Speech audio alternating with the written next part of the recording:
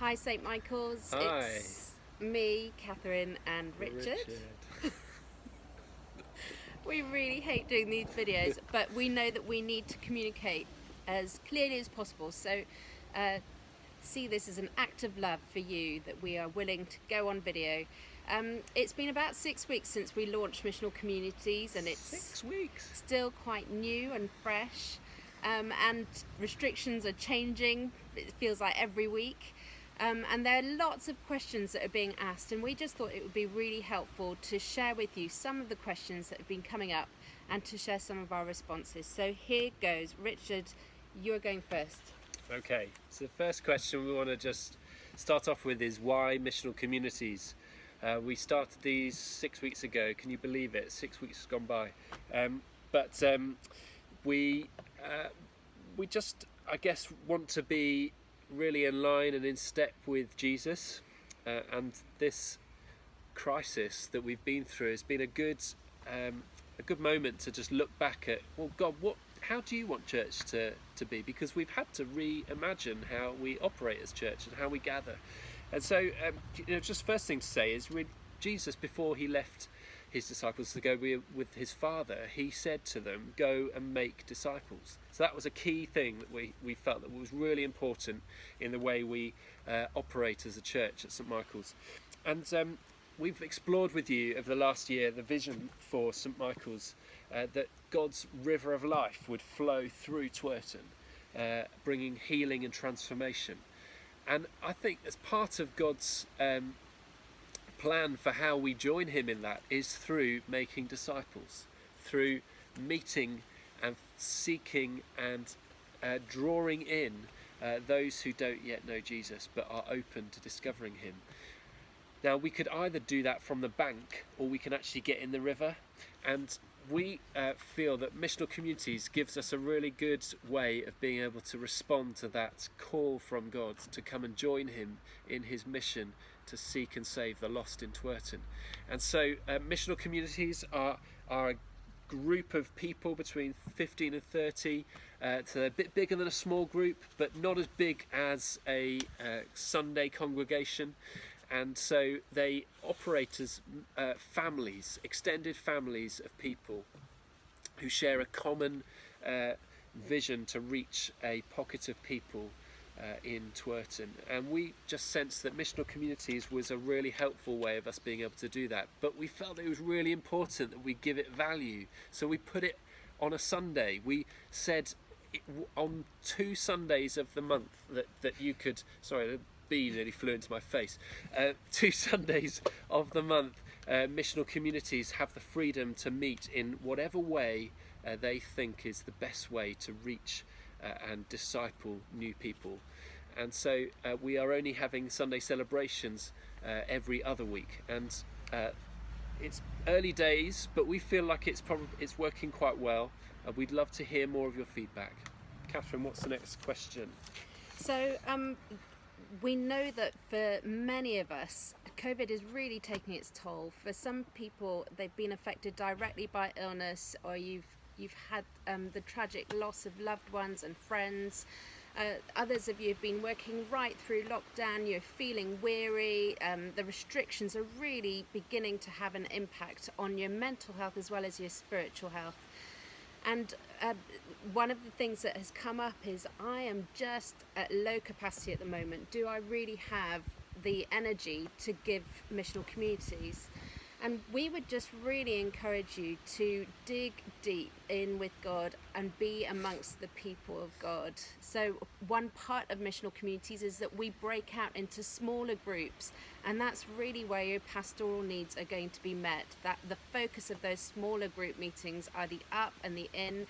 That is where people will stand alongside you, encourage you, and pray with you as you begin to just invite God to heal those places where you feel at low capacity and you really need God's intervention. So please resist the temptation to withdraw, to distance yourself, because when you distance yourself from the body of Christ, you automatically begin to distance yourself from God as well. So help us to help you by joining a missional community so that we can stand with you.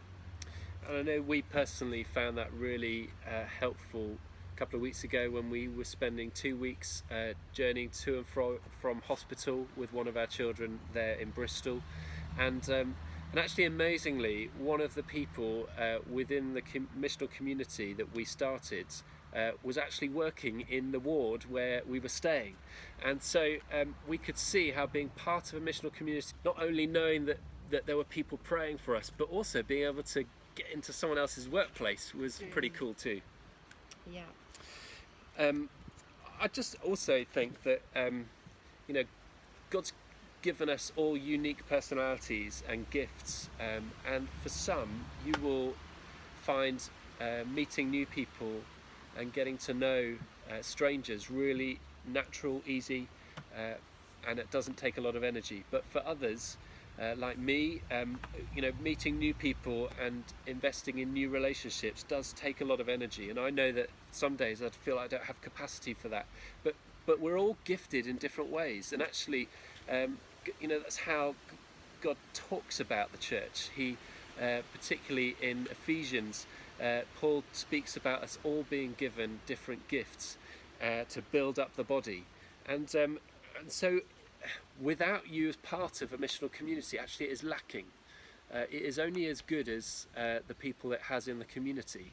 And so we need all of your gifts, whether that be organisational gifts, just a passion for praying, or hospitality, or teaching, or prophecy, whatever it is. In those lifeboats, every different person has a different job. They've all got different roles to play, and it only works as a team when we all play our part. So what's the next question? Next question, I think, is why launch missional communities in a global pandemic? Is that the best time to do it? Yes. Well, we just want to say that we have prayed about this a lot, individually, as a couple, but also we've invited you in this discerning process, because all we want to do is do what the Father is already doing. We want to join in his rescue mission. This is not about us or about the reputation of St. Michael's. We want to do it for the glory of God. And so we look to the example in the Bible of the early church, and they were birthed in a season of intense persecution where actually they were intensely restricted too. They couldn't meet to worship publicly in big numbers, yet we're told that their numbers increased daily. They were able to address the up, the in and the out, and the fruit of that was that their numbers increased daily. Lives were being saved daily, and that is our prayer for Twerton and beyond. And so we would say yes, why not? Why not? Because we know that there are people in our community who are longing to hear the good news of Jesus, and they're just waiting to be told about it. So join us as we go out and make disciples. And our prayer, Lord, is that you would increase our numbers, that we would begin to see the fruit of these missional communities as we step out for his glory. Amen. She's a good preacher. I think we're going to need to be creative in the way we do it as well. We were sticking to a model that we had experienced in the past, that worked pre-COVID, and now we're having to think, well, we've got to kind of ignore the model a little bit now and just follow the Spirit, and that is such a good thing, good place to be, I think, in following the Spirit. But it does mean being creative. We might need to use technology more, using Zoom, WhatsApp groups to communicate. Maybe meeting outdoors when the weather's nice like this today. We're also aware that the government have put this restriction on the number of 6. So actually, you will only be able to meet in 6 socially. But when you are in a church building for an act of worship, as long as we get the Bible out, as long as we are sticking to the COVID rules and regulations and procedures that we've put in place for our buildings, then you can gather as more than 6. So there's a lot of creativity needed, but this is such an exciting time to pioneer something new. So I think the next question, Final. I'll take over now. Go on. Is which missional community should I join? Now, some of you may have thought, I'm not going to join one. This is absolutely not my thing. we would really encourage you to rethink that. There are 3 missional communities currently. There's one called Roots, which is for people who have Christian roots and who maybe want to explore the Christian faith a bit more. There's one specifically for family, reaching out to families in the community. You don't have to have children to be part of this, but you do have to like children, I think. Yeah. That helps. And it's just about knowing, modelling what it is to be kingdom family, actually. And then the third one is Twerton Central, which focuses on creating a place to belong for people in Twerton. So have a pray about it, see where you feel God is really drawing you. The key thing is that we want you to be in a family that are going to love you and support you and point you to God in this season. That is our priority. Second to that is that we want you to catch the vision and to begin to learn the culture of missional communities, so that as we progress and as new missional communities are birthed, that you may find one that is more suited to you, your personality type and your interests and what God has put on your heart. But don't delay, join a group and give it a go. And if it doesn't work out, have a chat with the leaders and maybe try another. We just want you to find a group where you can belong. So this Sunday, Missional Community Sunday, there are 3 different options. So Roots are meeting at 10:30 on Sunday morning in the church building for a reflective service. Then in the afternoon, the Families Missional Community are gathering in the church building again at 3:30 for just fun, I think, and helping all ages to meet with God. And then in the evening, the Twerton Central Missional Community are meeting again in the church at 6 o'clock for a rest and restoration time where you can just come and be and listen to music and prayers, and it's a place to come and rest. Just be assured that we are doing proper cleaning between all of those services so that it will be safe to come. Please do wear your face coverings to all of those events.